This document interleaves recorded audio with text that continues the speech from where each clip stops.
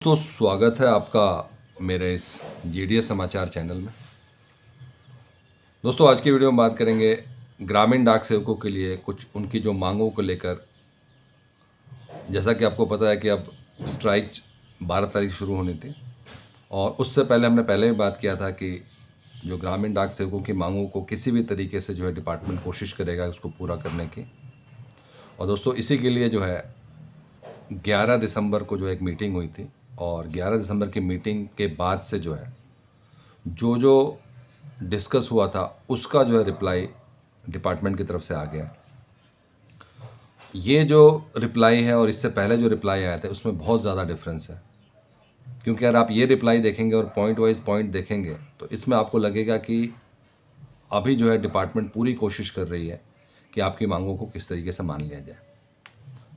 और जो वो कर सकते हैं उन्होंने अभी फाइनल रिप्लाई कर दिया उसमें। और अब पहली बार आप देखेंगे कि जो 8 घंटे की ड्यूटी है उसके ऊपर क्या उनका जो रिप्लाई है। तो दोस्तों, जी grant 8 hours work and all benefit including pension, ये था एक पहला मुद्दा जो डिमांड था।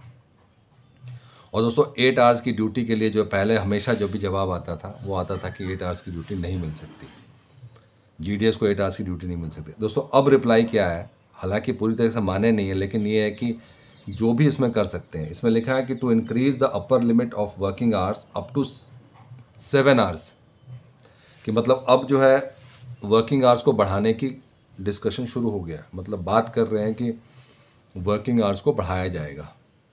अब वर्किंग आवर्स को बढ़ाने का मतलब है कि 7 घंटे तक। To include the incentive being paid in workload, उसके अंदर क्या होगा कि वो इंक्लूड किया जाएगा कि जो उनको वर्कलोड पे इंसेंटिव मिलता है। And the ceiling of gratuity are complex technical matters.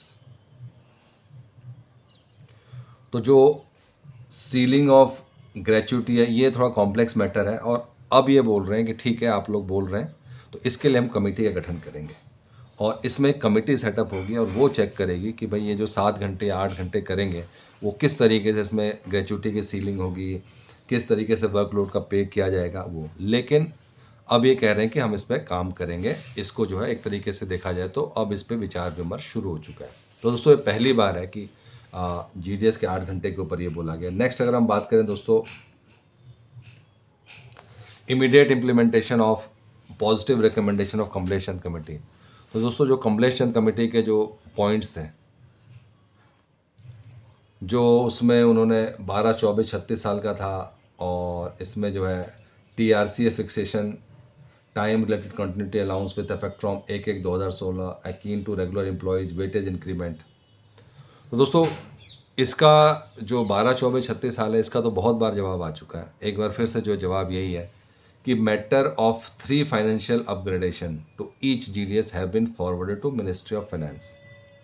तो यहाँ पे कह रहे हैं कि हमारी तरफ से कुछ भी नहीं है, हमने नहीं रोका हुआ ये चीज़, ये क्लियर है हमारी तरफ से। ये जो है मिनिस्ट्री ऑफ, मतलब 12, 24, 36 साल मिलना चाहिए, इसमें कोई दो राय नहीं है, ये हमारी तरफ से भी क्लियर है, ये आपको मिलना चाहिए। And their concurrence after approval of honourable MoC. तो जैसे फाइनेंस डिपार्टमेंट से अप्रूव होता है तो उनका कहने का मतलब है कि वो ऑलरेडी हो जाएगा। तो ये जो डिपार्टमेंट के वो कहना कि वे नहीं किया, वो इसमें कह रहे हैं कि हमने ऑलरेडी ये डिपार्टमेंट ऑफ फाइनेंस को भेज दिया है। दूसरा दोस्तों, in principle approval of national health authority. Next जो है दोस्तों, जो मेडिकल से रिलेटेड था कि मेडिकल फैसिलिटी जो है ग्रामीण डाक सेवकों को मिलनी चाहिए, उससे रिलेटेड आप देख सकते हैं कि उसका इन प्रिंसिपल अप्रूवल हो चुका है। और इसमें जो है आयुष्मान भारत स्कीम है की योजना है, has been received and its modality will be finalise shortly. तो कहने का मतलब है कि अभी आप जितने भी रिप्लाई देखेंगे इसमें आपको लगेगा कि सारे की सारी बातों पे जो है कमेटी बैठेगी। इसके अलावा इसमें ऑलरेडी जो है ये फॉरवर्ड कर दिया गया है। और नेक्स्ट जो था, जो पेंशन से रिलेटेड था, the matter regarding increase of जो पेंशन था 5,000 प्लस डीए करने का, उसका भी उन्होंने जो है रिप्लाई दिया है। और इसमें कहा है कि जो है एसडीबीएस कंट्रीब्यूशन है वही हम लोग कर सकते हैं। एज सच डायरेक्टली हम लोग पेंशन तो नहीं दे सकते जो जीडीएस के रूल्स हैं उसके अकॉर्डिंग। तो इसमें लिखा है कि इंक्रीज ऑफ एसडीबीएस कंट्रीब्यूशन, जो कि एसडीबीएस मिलता है आपको, वो 3% से बढ़ाकर इसको 10%, ये हमने जो है has been submitted to internal finance wing. जो इंटरनल फाइनेंस विंग है, ये मुद्दा आपका ऑलरेडी जो है हमने फॉरवर्ड कर दिया गया है कि अब आपका जो है SDBS में जो कंट्रीब्यूशन है आपका और डिपार्टमेंट का वो 10% होना चाहिए। The proposal would be revise to include department contribution to 14%। और इस प्रपोजल को रिवाइज किया जाएगा और इसमें कहा जाएगा कि 10% आपका होगा और 14% जो है डिपार्टमेंट का होगा। दोस्तों देख सकते हैं इसमें आप हर जगह देख सकते हैं जो जो मेन पॉइंट्स थे उसका उन्होंने जवाब दे दिया है। और इसमें जो है ग्रुप इंश्योरेंस का भी है कि enhancement of the group insurance coverage up to ₹5 lakh. तो जो ग्रुप इंश्योरेंस है उसको जो है 5 लाख करने की बात की थी। इसमें लिखा है दोस्तों जो डिपार्टमेंट इसके बारे में क्या कह रहा है। डिपार्टमेंट का it has been decided that a meeting would be undertaken, किसके लिए, जो ग्रुप इंश्योरेंस के लिए, एट द अर्लीस्ट। और ये सारा का सारा जो है इनका इंटरनल फाइनेंस टीम के थ्रू होगा। Increase of coverage in group insurance, जिससे कि ग्रुप इंश्योरेंस में जो कवरेज है वो इंक्रीज़ किया जा सके। और increase in composite allowance by 100%।